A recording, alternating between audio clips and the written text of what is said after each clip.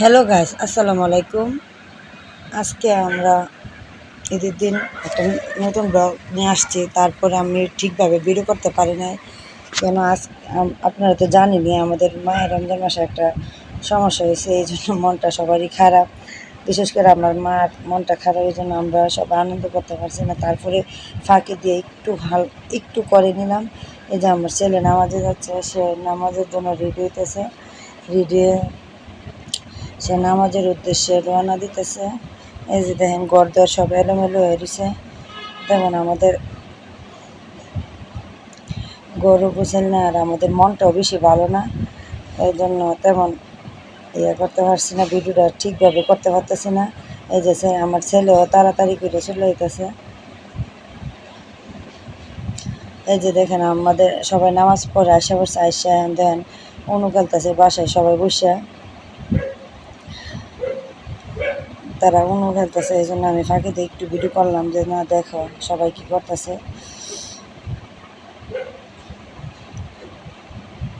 এই যে আর আমাদের জন্য দোয়া করবেন, আল্লাহ যেন আমাদের যে একটা সমস্যা হয়েছে এই সমস্যার সাথে যেন আমাদেরকে মুক্তি করে। আল্লাহর কাছে যেন আল্লাহ আমাদেরকে হেফাজত রাখে। আর এই ফাঁকে আমাদের বাসায় মেহমান আসলো, মেহমানদের নাস্তা দিলাম। তার জন্য এই যে ছোটো ছোটো সব পরিবার, আমার বাস্তি, দেবরের মেয়েরা, দেবরের বউরা সবাই আসছে, দেবরের ছেলে সবাই আসছে বাসায়। এই জন্য আর আমার ফুফাতো ভাই ও আসছে, সে আমার আব্বার সাথে দেখা করার জন্য। এই যে দেখেন আমরা কী রান্না করছি। এই যে মন ভালো না, তারপরেও খেতে তো হবে, একটু হালকা পাতলা রান্না করলাম। এই যে একটু শেয়ার করলাম। এই যে আমার ছেলে এখন রুমে ঢুকছে। এই যে এটা আমার আরেকটা বাস্তি,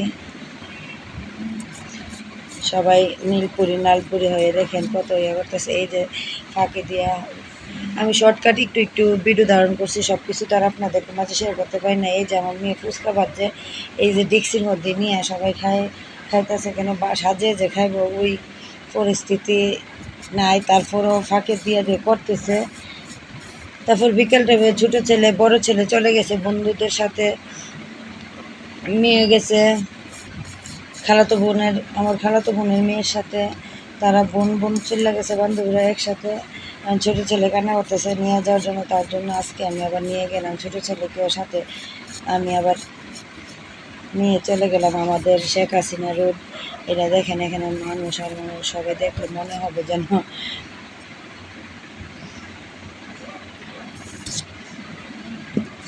এই যে দেখেন সবাই ঈদ আনন্দ কীভাবে